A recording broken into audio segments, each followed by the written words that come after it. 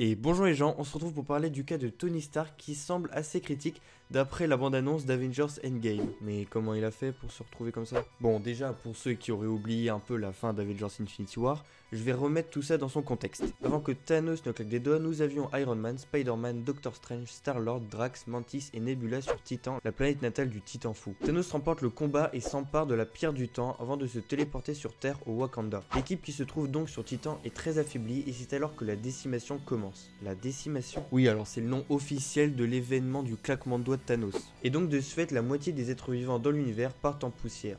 Et sur Titan, tout le monde meurt excepté Iron Man et Nebula. Nous en arrivons donc au moment où Tony Stark enregistre un message d'adieu à sa bien-aimée Pepper Potts. Il indique qu'il n'y a plus de nourriture depuis 4 jours et que le lendemain matin de cet enregistrement, il n'y aura plus du tout d'oxygène dans le vaisseau des gardiens de la galaxie. D'ailleurs, ce qui est assez étrange, c'est qu'ici, Tony semble être seul à bord du vaisseau. Parce qu'il parle tout seul. Bah c'est normal, il enregistre un message. Oui, mais avant qu'il enregistre, il demande à son casque si c'est connecté. Et il ne parle pas à Friday étant donné qu'elle ne marche plus. Et aussi, il faut pas oublier que quelqu'un qui vit tout seul peut facilement devenir fou.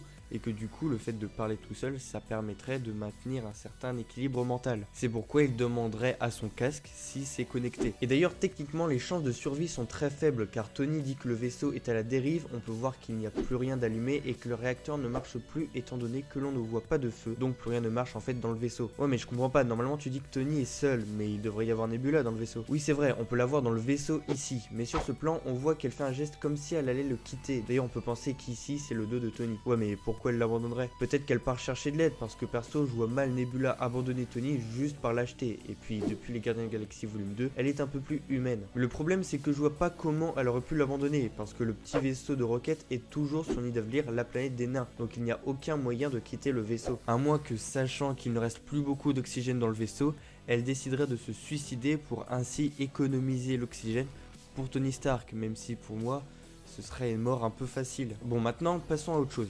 Comment Tony Stark va-t-il s'en sortir? Pour moi, il y a deux possibilités, Captain Marvel ou Rocket. Soit ils nous font la même grosse coïncidence que dans Avengers Infinity War où Thor s'écrase comme par hasard sur le vaisseau des gardiens, ou comme dans Ant-Man et la Guêpe où comme par hasard dans l'Infiniment Petit, il retrouve Janet. Et bah là, comme par hasard, lorsque Captain Marvel recevrait le message de Nick Fury pour venir sur Terre, elle croiserait le Benatar qui est le vaisseau des gardiens de la galaxie dans Infinity War. Il sauverait donc Tony et Nebula si elle est toujours dans le vaisseau, mais ça fait quand même un peu gros et c'est un peu redondant ce genre de coïncidence. Alors après pour Rocket, voilà ma théorie. Après la décimation et après avoir perdu Groot, Rocket va vouloir à tout prix retrouver ses amis pour voir s'il ne leur est rien arrivé. Du coup, avec l'aide de Thor, il va retourner sur Nidavellir pour reprendre son mini vaisseau. Et il ne faut pas oublier une chose, c'est que même si ici le Benatar n'a plus du tout d'énergie, avant il devait en avoir. Et c'est juste que tout a été épuisé. Et vu que Nebula sait se servir du vaisseau, elle a sans doute pu envoyer des messages de détresse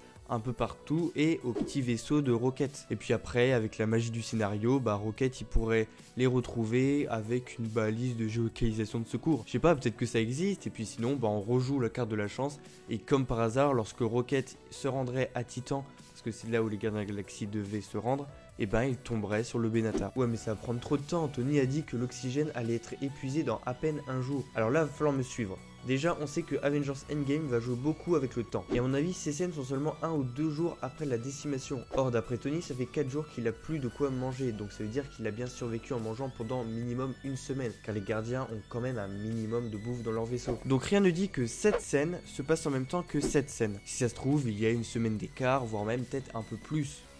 On ne sait pas. Donc la théorie de Rocket ne peut pas être discréditée par le temps. Donc voilà les gens, c'est déjà la fin de cette vidéo. Si tu aimais, tu peux laisser un j'aime l'infini, un commentaire. Vous pouvez me suivre sur les réseaux sociaux comme Instagram, Twitter, où je suis pas mal actif. Sur Instagram, je suis assez beaucoup actif. Et sur ce, ciao.